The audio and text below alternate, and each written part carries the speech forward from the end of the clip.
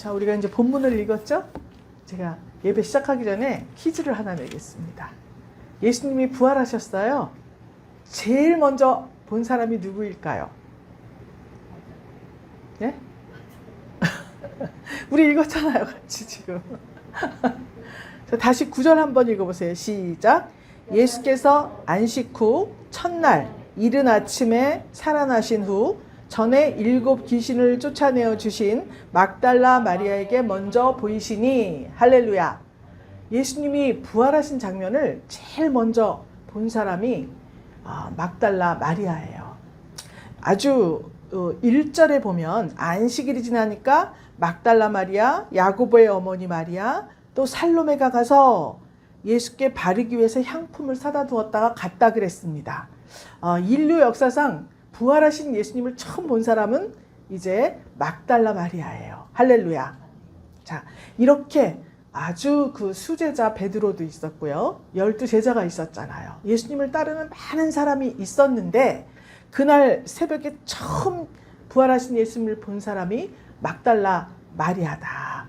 우리가 이것이 그때 눈으로 예수님을 봤기 때문에 참 우리가 부러운 일이기도 하지만 사실상 우리 삶 속에서 예수님의 부활을 날마다 목격을 해야 됩니다. 우리가 지금도 예수님은 그날 그때 처음 부활하셨지만 지금 부활의 첫 열매가 되셨기 때문에 우리 삶 가운데에서 날마다 우리도 부활, 환경도 부활, 모든 것에서 이 부활 생명이 넘쳐 흐름으로 부활을 하신 예수님을 날마다 우리가 만나야 돼요.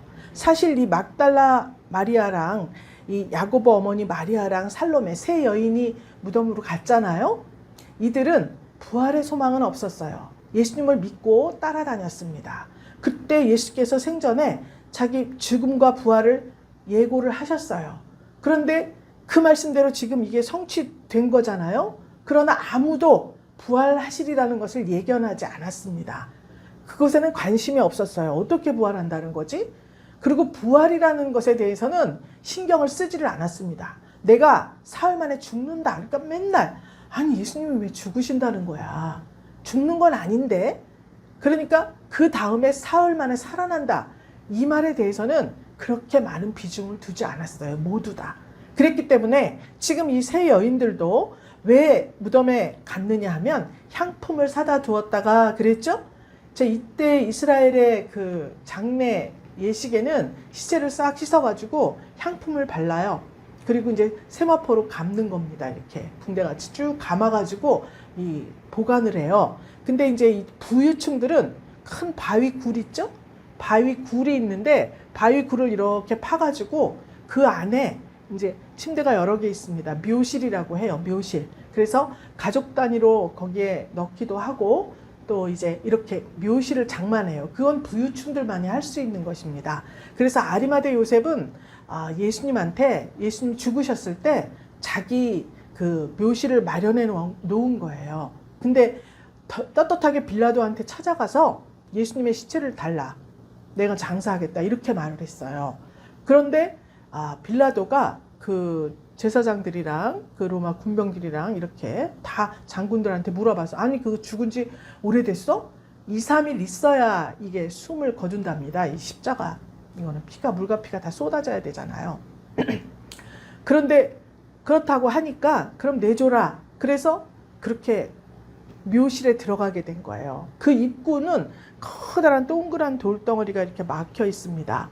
그거를 이렇게 굴려야 그 속에 들어갈 수가 있어요. 그런데 그 향품을 사다 두었다가 십자가에서 지금 내리셨잖아요. 죽으셨잖아요. 그러니까 향품도 제대로 못 발랐겠지 생각을 했는지 아니면 자기들이 예의를 갖추기 위해서 그랬는지 이 향품을 갖다가 왜냐하면 니고데모가 600근이나 되는 향품을 가지고 왔다 그랬죠. 그래서 아리마대 요셉의 묘실에 지낼 때 다 예수님은 누리셨습니다. 죽음을 호화판으로 누리셨어요. 그런데 그래도 섬기는 마음으로 이 세 여인이 간 거예요. 그랬는데 부활하신 예수님을 만나본 겁니다. 그러면 우리가 지금 제목이 예수 부활하셨네 이건데 예수님께서 말씀하셨던 그 부활이 실제적으로 이루어지니까 정말 하나님의 아들이신 것을 보여준 거예요. 아니 십자가상에 달려있을 때 백부장은 예수님께서 여러 가지 말씀을 하셨죠. 그 말씀을 듣고 그 밑에서 백부장이 이렇게 하고 있다가 그는 실로 하나님의 아들이다. 죽으시는 것을 보고 하나님의 아들이라 그랬습니다. 그런데 정말 그 하나님의 아들이신 것을 부활을 하시면서 증거하신 거예요. 우리에게. 그러면 이 복음서에 예수님의 사역과 여인들의 헌신 많이 나와 있습니다. 이 여인들이 굉장히 큰 역할을 했어요. 복음이 전파되는데. 그러면 우리 이 분이엘 교회가 또 우리 여러분들 분이엘 성도들이 예수님의 부활 이것에 대해서 우리 삶 속에서 나타내야 되고 증거를 해야 되고 우리 기도했듯이 땅끝까지 온 세계까지 다 증거를 해야 되는 것입니다. 그러기 위해서 우리가 이 여인들이 이렇게 거론이 됐습니다. 안식일 첫날 세 여인이 거론됐어요. 그러나 부활의 소망은 없었습니다. 그럼에도 불구하고 예수께 나아가고 예수님의 무덤에 가서 섬기고 헌신하려던 그 모습이 부활하신 예수님을 만나게 된 것입니다. 그럼 이것에 대해서 우리가 잘 한번 살펴보겠습니다. 예수님께서는 이 당시에 가부장적 전통이 계속 이어져 왔습니다. 여인들과 어린이들은 홀대하던 즉 사회적 약자이던 그런 시대예요. 가난하고 소외받는 대상들이었습니다. 그래서 이 당시에는 또 과부들도 많았어요. 그래서 늘 예수님께서 가난하고 고아, 과부, 보살피라고 말씀하셨죠. 그런데 이 여인들이 참 이 아픔도 있고 이 여인들의 삶 속에 고통도 있고 애로사항이 많이 있었습니다. 한 가지로 보면 베드로의 장모님이 나와요. 마가복음 1장에. 이분은 예수님이 오셔서 회당에서 막 말씀을 증거하시고 또 복음 선포하고 다니실 때 이 베드로의 집에 장모의 집에 묵었습니다. 그래서 이 베드로의 장모가 열심히 밥도 하고 뭐도 하고 했겠죠? 그런데 열병이 걸렸어요. 베드로의 장모가. 근데 이 열병을 잘 분석해서 보면 무슨 병이에요? 이게 화병이에요. 화병. 화병이에요. 열심히 헌신하다 보면 교회 안에서도 그렇습니다. 지금 우리 교회는 조용한 편이지만 또 이 숫자가 많아지고 성도분들이 이제 많아지고 하면 서로 시기 질투 다툼이 일어나기도 합니다. 그래서 열심히 헌신하는 사람들은 속에 자기의가 충만하기 때문에 부활의 소망과 정말 예수님과 교회와 성도들을 사랑하는 마음으로 섬기지 않으면 이런 화병에 종종 걸리기도 합니다. 다시 말하면 하나님의 성령이 감동해서 내가 어떠한 일을 하면 절대로 평안이에요. 그런데 그렇지 않고 내가 무언가를 해야 된다는 생각으로 하면 이런 열병, 화병에 걸릴 수가 있다는 거예요. 그래서 예수님께서 이 베드로의 장모를 고쳐주신 장면이 나와요. 마가복음 1장에. 그러면 이것은 뭐냐? 예수님께서 이 사람들, 여인들 말없이 봉사하는 것을 당연하게 생각했습니다. 거기에서. 그리고 제자들 또 남편들은 다 나가서 일하고 하지만 부인들이 수종 들고 이런 것에 대해서는 관심도 안 두고 수고한다는 생각도 안 하던 시절이에요. 그 유대인들이 바리새인 서기관 이런 사람들이 예수님한테 물어봤잖아요. 이혼하는 거에 대해서 물어본 적이 있죠.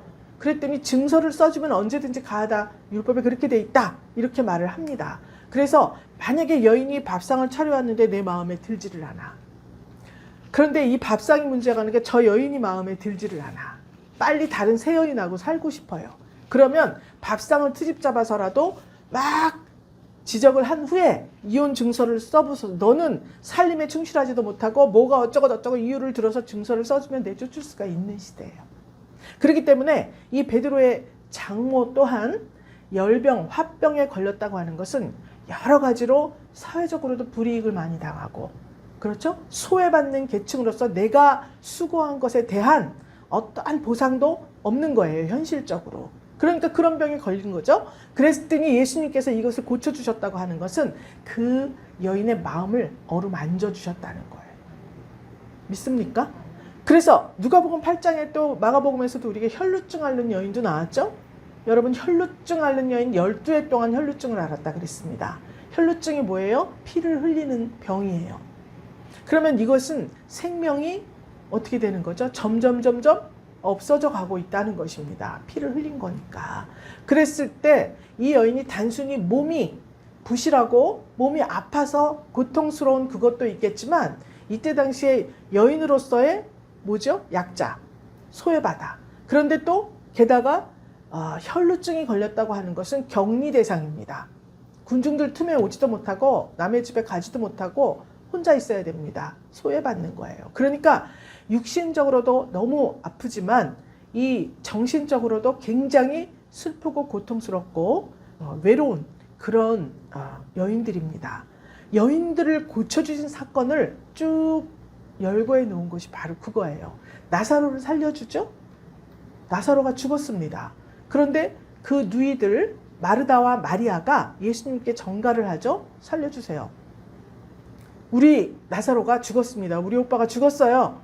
그랬더니 뭐라 그랬어요? 빨리 가서 고쳐주는 게 아니라 죽도록 내버려 두셨습니다. 그리고 사흘 만에 가서 나사로야 일어나라 그렇게 하신 거예요. 그러면 그냥 나사로 이야기를 하면 되는데 마르다와 마리아는 예수님을 섬긴 적이 있죠. 그곳에서 복음을 증거하실 때 그 집에 거하시면서 마르다와 마리아에게 강연도 하시고 설교도 하시고 또 많은 사람들이 오면 거기에서 같이 식사도 하고 이렇게 했어요. 그러니까 마리아와 마르다가 예수님을 섬긴 여인들이었죠. 이랬을 때 나사로를 살려주면서 나사로야 일어나라 그랬잖아요. 그러면 여기에서도 마르다와 마리아를 주인공으로 내세워요. 기록할 때 복음서에. 그렇게 예수님께서는 이 여인들의 삶, 또 아픔, 또 마음 이런 것들을 세심하게 관심을 보이시면서 치료를 해주십니다. 지금 여기에 나온 막달라 마리아 7 귀신이 들렸었어요. 그런데 예수님이 치료해 주신 겁니다. 직업이 좋지 않았습니다. 그래서 막달라 마리아를 고쳐주시고 그 이후로 아니 신기하지 않습니까? 7 귀신이 들렸는데 나갔어요. 그때부터 막달라 마리아는 예수님을 쫓아다니면서 수종을 들었습니다. 이렇게 예수님께서는 질병을 치료해 주시고 귀신도 쫓아주시고 그리고 이 여인들을 또 가르치시는 장면들도 나와요. 여인들과 관련된 예화를 들어요. 예화를 드실 때 어떤 예화를 들었냐면 누가복음 15장에 보면 제자들에게 말합니다. 얘들아 10 드라크마가 있는데 1 드라크마를 잃은 여인이 있다. 여인을 이야기합니다. 그런데 그 여인이 만약에 지금으로 말하면 100만 원이 있었는데 10만 원이 없어진 거예요. 이건 근데 동전인데요. 그렇게 하면 이 여인이 등불을 켜들고 찾을 때까지 부지런히 그걸 찾지 않겠냐. 이렇게 말씀을 하시는 거예요. 전도의 중요성이라는 거죠. 많은 사람 가운데 잃은 양이 하나가 있으면 그것을 모든 걸 다 제치고 가서 찾지 않습니까? 또 이 양 100마리가 있는데 99마리 내비두고 1마리 잃은 양 찾아다니시는 예수님을 말씀하시죠. 그런데 여기서는 여인을 상징해서 이야기를 합니다. 누가복음 17장에는 2 여인이 매를 갈고 있는데 맷돌이에요. 맷돌. 2 여인이 마주잡고 맷돌을 갈죠. 이렇게 갈고 있는데 하나는 데려감을 당하고 하나는 버려둠을 당한다. 그때 그날에 이렇게 말씀을 하셔요. 그러니까 이상하게 신약으로 오면서 예수님이 나타나시면서 여인들이 부각되기 시작합니다. 이 여인들은 지금으로 말하면 교회를 상징하는 거예요. 교회를. 그래서 왜 여인들을 자꾸 말씀을 하시는가? 이것은 지금 오늘날의 교회입니다. 성령께서 아직 오지 않으셨죠?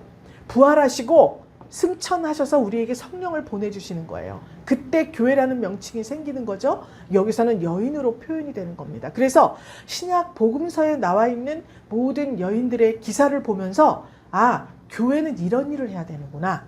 이걸 깨달으면 됩니다. 많은 여인들을 알고 있죠.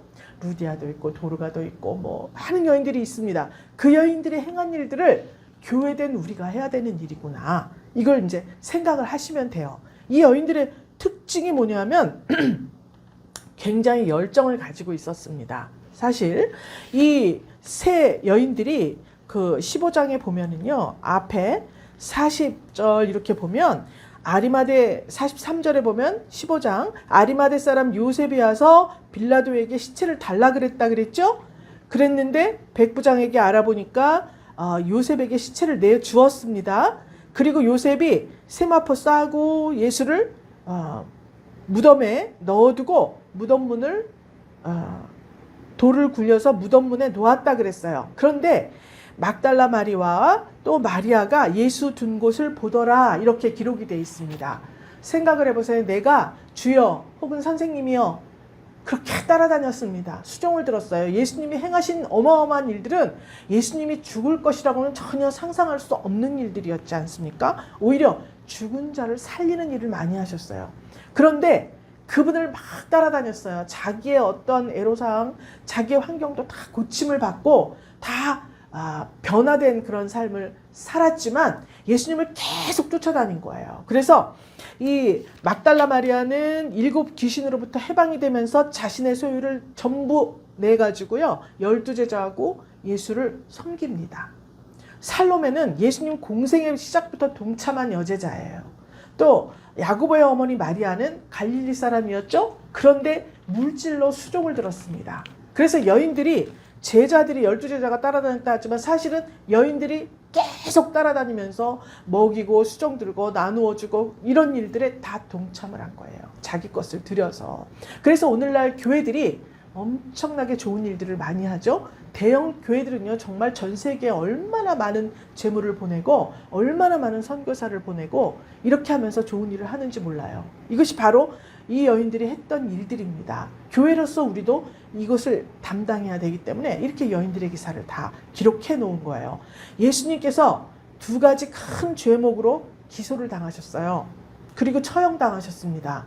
뭐냐 하면 신성모독, 내가 하나님의 아들이다 말씀하셨잖아요. 그래서 신성모독죄예요. 그 다음에 로마 정부에 대한 반역죄예요. 내가 왕이다, 유대인의 왕이다. 지금 로마의 식민지를 당하고 있었죠. 근데 내가 왕이다, 유대인의 왕이다 그러니까 로마한테 반역하는 죄예요. 그래서 이 2가지 죄를 죄목으로 기소를 당하고 처형이 됐기 때문에 예수님을 무덤에 내가 내 무덤에 장사하게 시체를 달라. 이것도 어마어마하게 큰 일입니다. 이 당시에는. 자기가 만약에 관직에 있고 무엇에 있고 무엇 명예나 권력이나 이런 것들이 있으면 큰 타격을 입을 만한 행동이에요. 그런데 아무 해도 받지 않은 것이 나와 있어요. 아리마대 요셉을 누가 어떻게 했다는 말이 없죠? 왜 그렇습니까? 예수님이 부활하셨기 때문에 그래요. 부활하신 예수님을 섬기면 더 이상 누가 하나님의 명령 또 성령의 법을 실행할 때 아무도 건드리지 못합니다. 믿습니까? 이게 굉장히 좋은 소식입니다. 또 이 여인들도 그렇게 여인으로서 약자인 상태잖아요.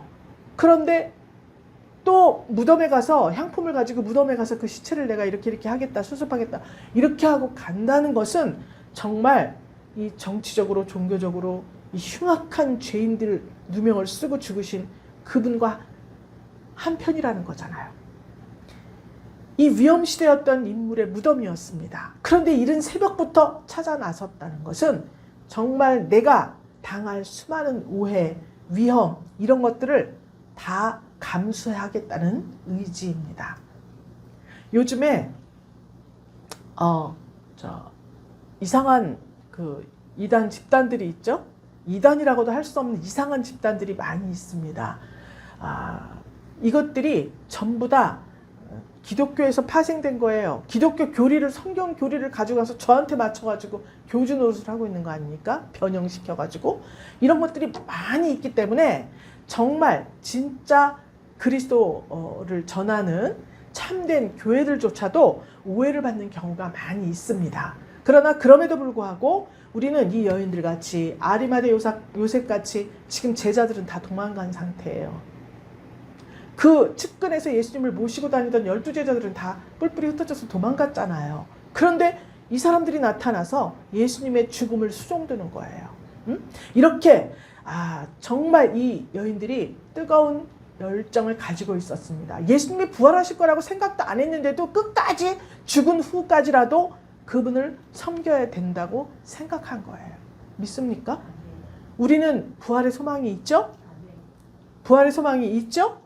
부활의 소망이 있는데 이 여인들보다 못한 믿음을 가지고 신앙생활을 하면 부끄러운 것입니다. 믿습니까? 자, 이때 3절에 이 여인들이 가면서 이야기를 하죠. 누가 우리를 위하여 무덤 문에서 돌을 굴려주리요, 이렇게 말한다고 했어요. 지금 큰 돌입니다. 아니, 돌은 요만한 것도 무거워요. 그런데 그 돌을 굴려줘야 예수님이 시신을 수습할 수 있으니까 누가 우리 무덤 문에서 돌을 굴려주리, 이렇게 하고 간 거예요. 그런데 가보니까 벌써 굴려졌으니 그 돌이 힘이 크더라 그랬습니다. 정말 누가 굴렸는지 너무너무 큰데 벌써 굴려져 있었다, 이렇게 기록이 되어 있습니다. 할렐루야. 우리가 신앙생활을 할 때 우리 예수 믿잖아요. 예수님 부활을 믿죠? 그런데 일반적으로는 예수 부활을 믿습니다, 이렇게 말하는 건 부활절 때뿐이에요.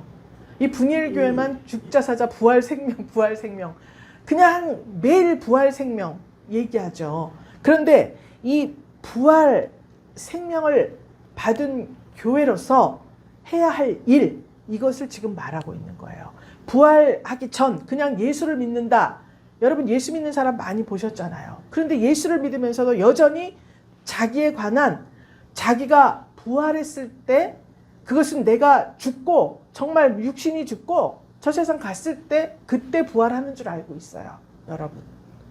그런데 사실상 이 부활이라는 것은 예수님이 부활하시고 성령을 주셨잖아요.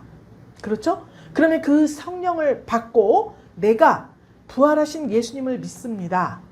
예수 그리스도가 나의 마음 가운데 성전 삼고 계십니다, 라고 고백했을 때 이제 우리는 더 이상 우리의 모습을 어떤 편견이나 고정된 어떤 관념을 가지고 보아서는 안 됩니다.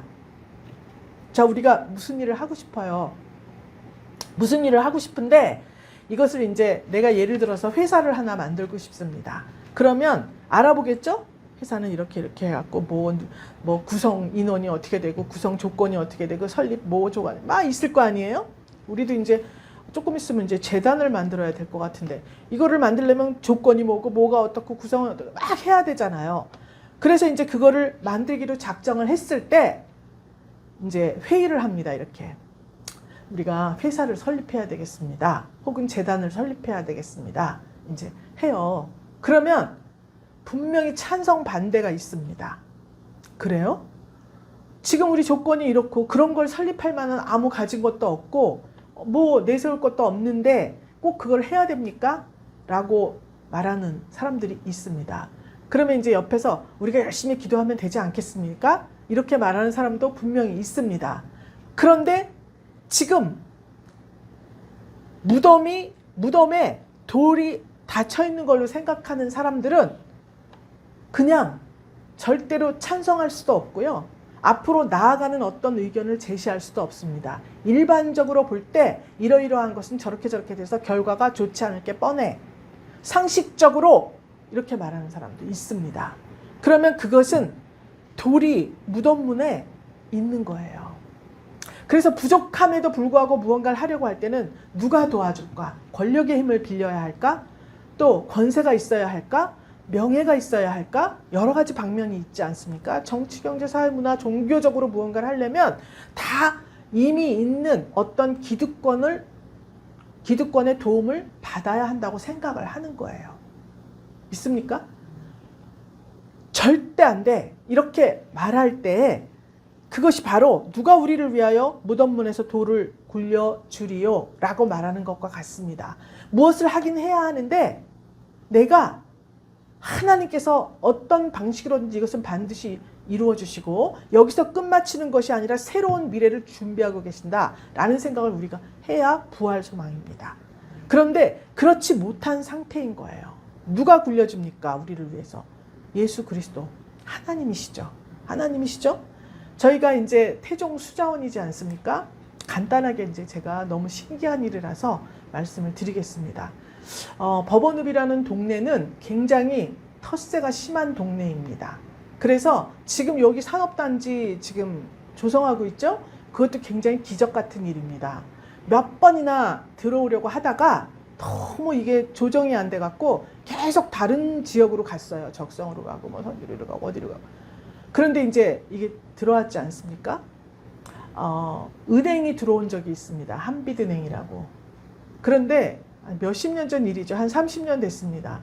은행이 들어왔는데 정말 거의 망해서 나갔습니다. 그래서 그분이 나더러 그 동네 사람 살 데가 못 된다고 빨리 이사 나오라고 해요. 금촌에서 만났는데 그럴 정도로 굉장히 이렇게 거의 폐쇄되다시피 이런 생각을 가지고 있는 동네입니다. 그런데 1987년도에 저희가 이 동네로 이사를 왔습니다. 이사 올 때 우리 전도사님 사는 집, 이제 그 집으로 이사 왔습니다. 처음에 서울에 비해서 집이 쌌죠? 왔습니다. 사업을 해야 되는데 정말 어떤 사업을 해야 될지도 몰라요. 그래서 이제 이사 온 다음부터 계속 기도를 했습니다. 제가 혼자 이제 교회 갈 때마다 하나님을 평생 섬길 수 있는 직업을 주세요. 하나님을 평생 섬길 수 있는 직업을 주세요. 사업을 주세요. 이렇게 기도를 했습니다. 그래 정말 신기하게도 어느 날 사업을 주셨어요. 사업을 주셨는데 제가 사업을 달라 그랬죠? 사업은 매출이 열려 있습니다. 무한대잖아요. 그런데 어떤 기계를 임대하는 그런 사업을 주셨는데요. 그거는 계속 한 달 동안 해도 그 이상 만약에 10만 원씩 받는다. 그러면 30일 내내 일을 해도 300만 원밖에 안 되잖아요. 이거는 사업이 아닌데요. 하나님. 어느 날 그렇게 기도를 했습니다. 그래서 또 시간이 흐른 후에 열심히 기도를 했더니 하나님께서 이제 사업을 주셨어요. 이제 지하수 개발하는 사업을 우여곡절 끝에 이제 주셨습니다. 그러다가 보니까 이제 또 우리가 어떤 그 라이센스를 빌려갖고 일을 했었습니다. 빌려갖고 일을 했었는데 이제 실적은 좀 있으니까 그 법인을 가지고 있는 그 단종 면허를 가지고 있는 분이 그것을 이제 이렇게 인수하라고 빌려가지고 이렇게 하다가 보니까 그걸 이제 아예 법인을 하나 설립을 해라 이렇게 이제 말씀을 하셨습니다. 그런데 그렇게 하려면 돈이 이제 꽤 많이 들어가야 돼요. 꽤 들어가야 되는데 그때 당시에 열심히 일은 많이 하고 지하수기계도 사고 했지만 뭐 처음이기 때문에 누가 알아주는 사람이 없잖아요. 그러니까 이거는 손해를 보는지 뭘 어떻게 하는지 그냥 돈을 받는지 안 받는지 열심히 일을 합니다. 그래서 이제 인지도는 있지만 이제 빚은 나날이 늘어가고 있었어요. 그런 상태에서 그 회사를 절대 할 수가 없었습니다. 그런데 어떤 사람이 갑자기 자기가 투자를 하겠다 그랬습니다. 그래? 그래서 이제 그 법인하는 분하고 셋이 이제 만나기로 했어요. 그래서 이제 만났어요. 그러면 이제 투자를 하면 수익금의 반씩 나눠 가지자 이제 이렇게 하기로 한 거예요. 그분은 그날 만난 자리에서 난 돈이 없어 투자하게 안 한다고 그렇게 말을 하는 거예요. 기가 막히죠? 아니 누가 해달라고 그런 것도 아닙니다. 본인이 스스로 말한 거예요. 그런데 그렇게 했습니다. 그러니까 굉장히 속상하겠죠? 그래서 왔어요. 그런데 이제 제가 그 사람도 알고 있기 때문에 그렇게 투자해서 같이 하는 거에 대해서 별로 좋은 생각은 아니었습니다. 그렇지만 계속 기도를 했어요. 그랬는데 이게 이제 안 하기로 그렇게 결정이 났습니다. 괜히 망신만 당한 거죠? 기분이 완전히 나쁩니다.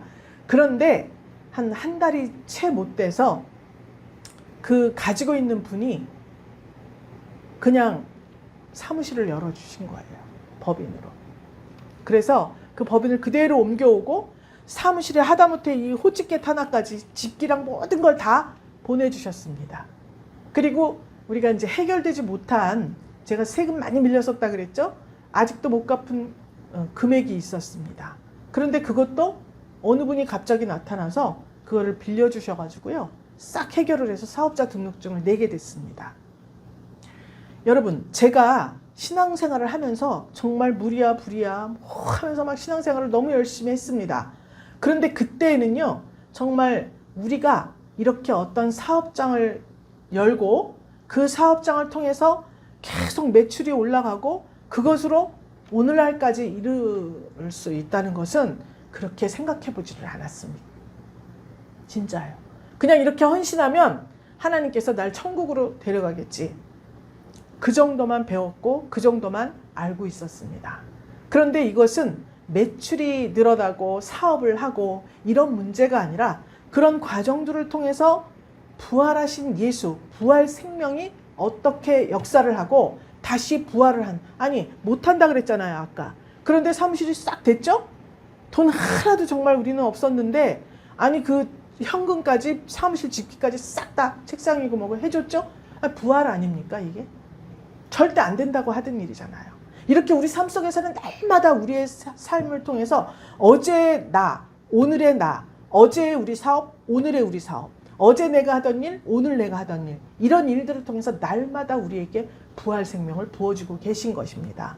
이제는 죽어서 부활하는 것이 아니에요.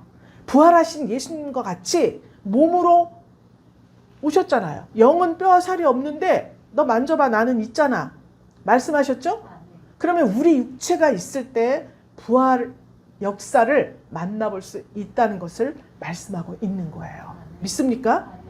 그래서 하나님의 성령께서 우리를 그 믿음을 주시는 거예요. 주시는 거죠.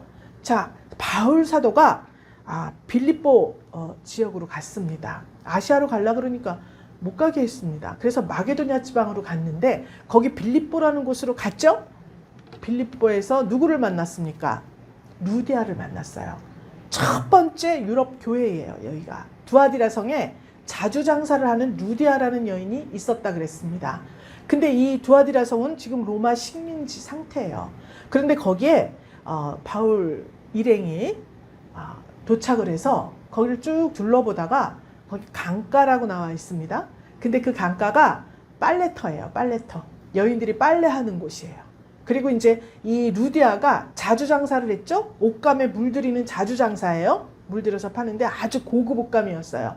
그래서 거기에서 이제 아마 뭘 했던 것 같습니다. 그러니까 이제 여인들이 거기 많이 모여 있으니까 그렇게 하다 보니까 예수를 믿게 되었고 루디아와 많은 여인들이 모여서 거기서 하나님을 예배하고 또 이렇게 했습니다. 사도 바울은 가는 곳마다 회당에 먼저 갔죠. 회당에 먼저 갔는데 여기는 회당이 없었어요.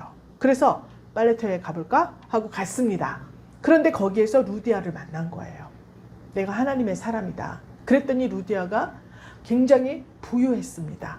남편과 이혼하고 죽었어요, 남편이. 그래서 이 동네로 와서 이제 자주 장사를 했는데 너무너무 아주 고급 옷감이니까 이 사귀는 부류들도 아주 고급진 사람들이고 또 부유하고 이런 조건이 너무 좋았습니다. 그러니까 하나님을 열심히 섬겼겠죠? 그랬는데 만일 나를 주의 사람으로 알면 내 집에 와서 유하십시오. 바울 일행이 그렇게 말을 합니다.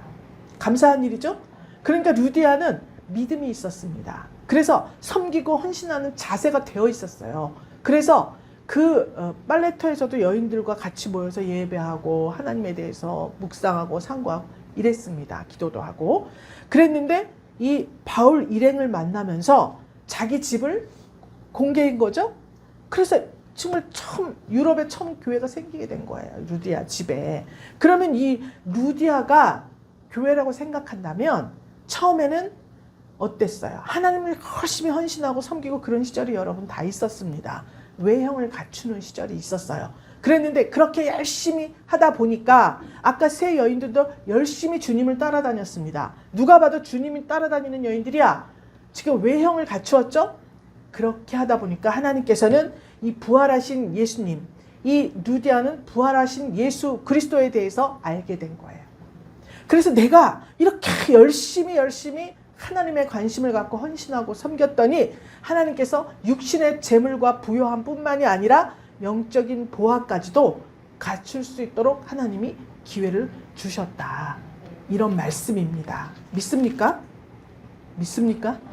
구약제사는 하나님 은총에 감사하고 헌신하는 것이 목적이었어요. 신약에서는 로마서 12장 1절에 너희 몸을 하나님이 기뻐하시는 거룩한 산 제사로 드리라. 이는 너희의 드릴 영적 예배니라. 할렐루야. 몸을 하나님이 기뻐하시는 거룩한 산 제사로 드리라고 했습니다. 지난 시간에도 말씀드렸듯이 고린도전서 3장에 뭐라고 되어 있죠? 너희 몸은 하나님의 성령이 거하시는 성전이다. 그렇게 말씀했죠? 이제는 우리가 육신의 것을 구하고 우리의 사업에 대해서도 막 구합니다. 또 내가 하는 일에 복을 주세요. 구했습니다. 그런데 그 복을 받는 것뿐만이 아니라 영적으로도 내가 어제 내가 아니라 어제 다 망가졌는데 오늘 회복이 됐어요. 그러면 어떤 생각을 해야 되냐? 예수 부활 생명이 나에게 임했구나. 이걸 느껴야 되는 것입니다. 그래서 내가 정말 내 몸으로 이제는 제사하는 시대구나. 양 잡고 소 잡고 건축 헌금 무슨 헌금 11조 막 다 많이 갖다 내고 다 좋습니다. 그런데 부활하신 예수님을 만나고 나서 우리에게 원하시는 것은 뭐냐? 너희 몸으로 거룩한 산 제사를 드려라. 이렇게 말씀하고 있는 것입니다. 믿습니까? 부활하신 예수를 믿는 성도는 영적 부활을 꼭 내 마음에 성전 삼으신 예수 그리스도께 받아야 되고 지녀야 되고 그것으로 이제 복음을 증거하는 그러한 사람들이 돼야 된다는 것을 말씀하고 있습니다. 자, 무덤 앞에 큰 돌 누가 굴려줄까? 근심하던 여인들. 부활의 소망은 없지만 하나님을 믿고 예수를 믿고 헌신한 그러한 모습들이 여러분들 안에 있었다면 이제 부활하신 예수를 처음 본 막달라 마리아와 같이 여러분들이 부활하신 예수님을 만날 차례인 거예요. 자, 예수 부활이 따라하세요. 예수 부활이 나의 부활이다. 나의 부활이다. 여인들의 믿음이 나의 믿음이다. 내 몸을 내 몸을 거룩한 산 제사로 거룩한 산 제사로 드리리라. 드리리라. 할렐루야. 아멘. 예, 지금 이 부활절에 우리가 생각할 것은 바로 이거예요. 이제는 부활하신 예수님과 함께 나 자신이 부활의 증거가 돼야 됩니다. 저 사람이 예전엔 이랬어. 옛사람이 죽어버리고 새로운 피조물로 형성된 내 모습을 증거해야 될 때예요. 그래서 이 믿음과 헌신을 귀하게 보시고 부활의 영광스러운 모습을 최초로 보여준 막달라 마리아와 같이 우리도 부활하신 예수님을 날마다 만나야 됩니다. 날마다 만나서 우리를 통해서 증거돼야 돼요.